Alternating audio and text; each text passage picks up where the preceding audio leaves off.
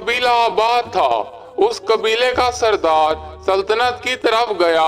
سلطنت کی بازار میں قبیلے کا بنایا ہوا سارا سامان بیچنے، کیونکہ اس قبیلے کے لوگ ہاتھوں سے طرح طرح کی کاریگری کرتے، قالینیں بناتے، خیموں کے کپڑے بناتے، بہت ماہر تھے، الگ الگ قسم کے ڈیزائن بنے ہوتے۔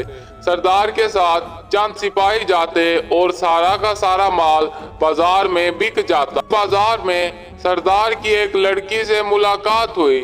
سردار اس لڑکی کو دیکھ کر اپنے دل پر قابو نہ کر سکا۔ اس لڑکی نے سردار کے دل میں اپنی جگہ بنا لی، جس جگہ کو سردار خود بھی نہ ہٹا سکتا تھا۔ سردار نے ہر حالت میں اس لڑکی کو پانے کی چاہت جتا دی۔ وہ سردار اس لڑکی کے پیار میں اتنا اندھا ہو چکا تھا کہ اس نے اس لڑکی کے بارے میں کچھ جانچ پڑتال نہ کی کہ یہ کہاں سے آئی ہے اور یہاں پہ کیا کر رہی ہے۔ اگلی ہی صبح سردار سلطنت کی بازار میں پہنچا۔ اس نے اس لڑکی سے ملاقات کی اور اسے اپنے دل کی بات بتا دی کہ میں تمہیں پہلی ہی نظر میں بہت پسند کرنے لگ گیا۔ میں تمہاری مرضی سے قبیلے پہ شادی کرنا چاہتا ہوں، نکاح کرنا چاہتا ہوں۔ سردار کی شادی حامی بھر دی، کیونکہ وہ چند مہینے قبیلے میں ان کی زندگی بہت اچھی چل رہی تھی، سب لوگ بہت خوش تھے۔ پھر سردار کو اسی پہ ایک اور خوشی ملی، جس سے تمام قبیلے کی خوشیوں میں چار چاند لگ گیا۔ اس قبیلے میں سردار کی زوجہ وہ پیٹ سے ہو گئی جو سردار کے بعد اس کے قبیلے کو سنبھال سکے۔ سردار کی خوشی کا کوئی عالم نہ رہا۔ چند مہینے اور گزرے۔ سردار کا ایک معصوم سا بچہ پیدا ہوا، ننھی سی جان، جسے دیکھ کر تمام لوگ بہت خوش ہو رہے تھے۔ سب ہنسی خوشی قبیلے میں زندگی بسر کر رہے تھے۔ قبیلے کے حالات پہلے سے بھی زیادہ اچھے ہو چکے تھے۔ پھر اچانک قبیلے میں ایسا کچھ ہوا کہ قبیلے کی تمام خوشیاں برباد ہو گئی۔ سردار کی بیوی میراثیوں کے خاندان سے تعلق رکھتی تھی۔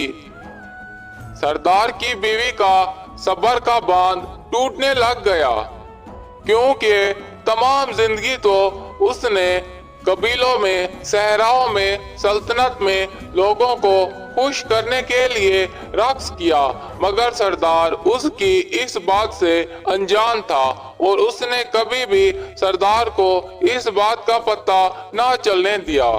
وہ سردار کے ساتھ بیٹھی تھی۔ اس نے سردار سے کہا کہ میرا سلطنت کی بازار جانے کا بہت دل کر رہا ہے۔ مجھے 1 سال ہو گیا ہے میں اس سلطنت سے ایسی دور ہوئی کہ ابھی تک نہ جا سکی۔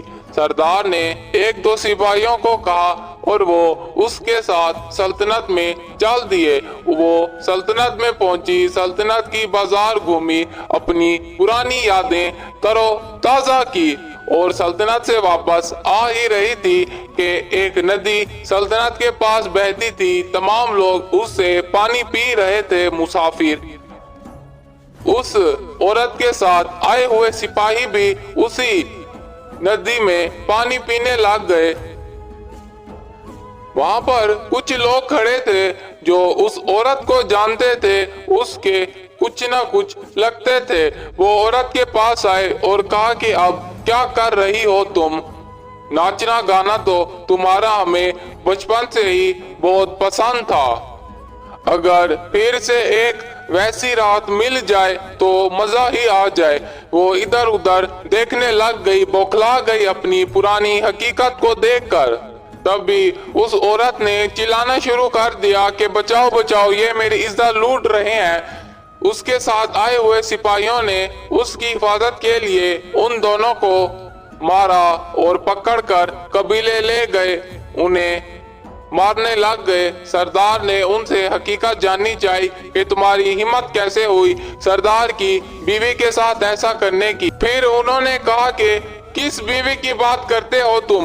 वो बीवी जो रात भर दूसरों की दिल बहलाने के लिए नाचती रहती, उनके बिस्तर पे सोती रहती। सरदार बौखला गया, चारों तरफ कोई भी ना था। जिंदान में वो दोनों और सरदार अकेला खड़ा था।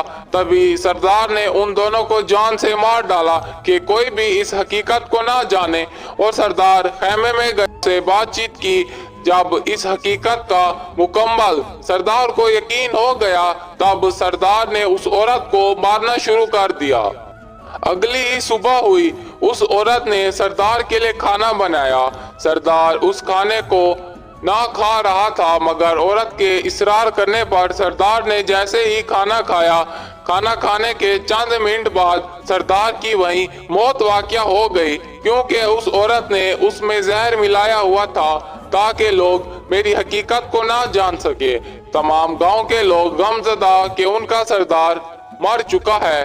सरदार की तदफीन करने के बाद उस औरत ने गांव की सरदारी खुद संभाली, अपने सपुर्द ले ली। फिर उसका अच्छा खासा निजाम चल रहा था कि एक दिन ऐसा हुआ कि उसकी जिंदगी में जो शराफत का पर्दा चढ़ा हुआ था, उसे किसी ने उतार डाला। तमाम गांव में उसकी हकीकत खुल गई कि ये एक बदकार औरत है, जिसने लोगों के दिल खुश करने के लिए सारी सारी रात उनके सामने नाचती रही, अपना गंदा लिबास पहनकर। तब तमाम लोग उस औरत को धुतकार रहे थे, मार रहे थे।